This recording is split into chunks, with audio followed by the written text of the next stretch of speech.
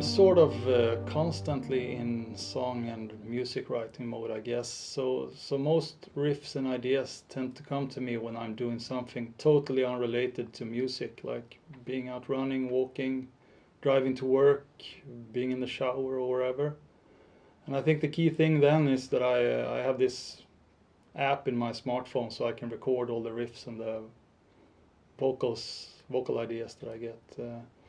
And then a couple of times a year I tend to just bring my phone to the computer, bring everything over, and from there I start to work on the songs. And sometimes it's easy, and then I write a whole song and do like a rough demo and send to the other guys. And sometimes I just create snippets and riffs, and then we work on that song together in the rehearsal room. I think that's the way we've always worked. I write parts or majorities of parts, and then we just work them out together in the rehearsal room or in the pre-production studio.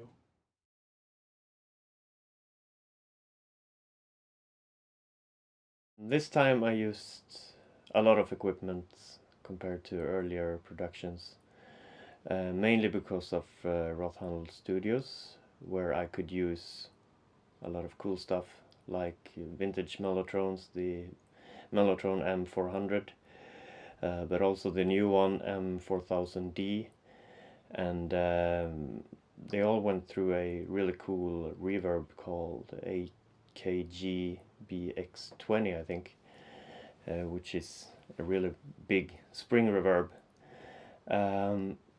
Except from that, I used the EO-Wave Persephone synthesizer, my Nord C2, my Nord Wave,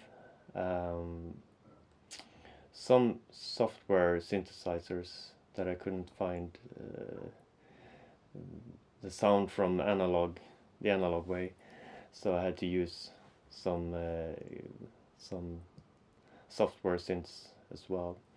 And we also used a lot of pedals, of course, like wah-wah pedal and phasers, distortions from Lounsbury pedals, overdrives, you name it, reverb, delay. So it, yeah, we had some really cool sessions with like experimenting with sounds, especially for some of the solo sounds for the organ, where I also used a pitch bending pedal, for instance.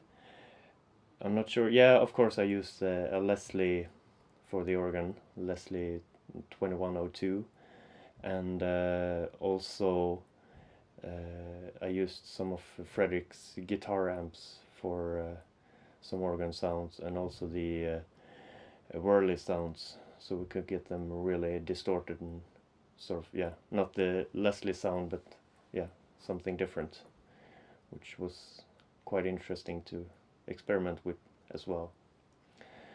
So I think I've probably forgotten some stuff that we used, but that's probably mainly the main instruments and equipment that I used.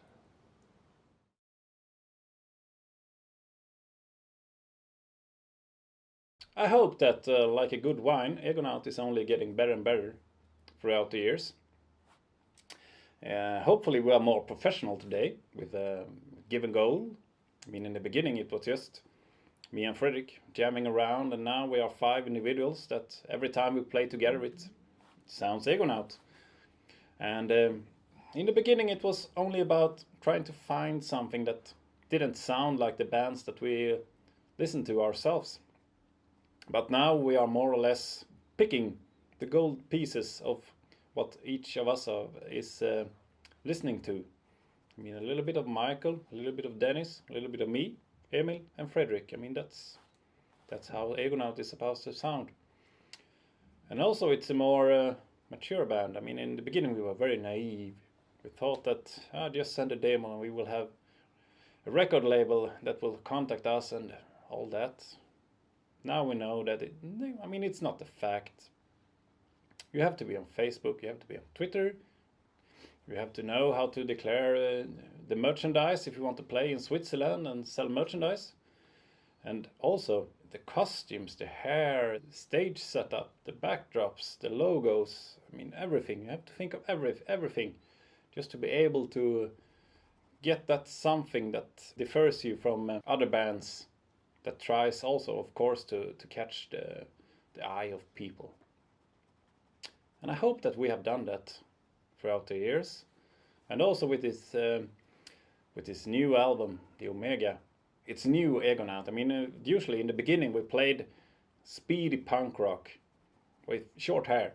Now we play slow doom with long hair. So it's a new Egonaut, and hopefully you enjoy it.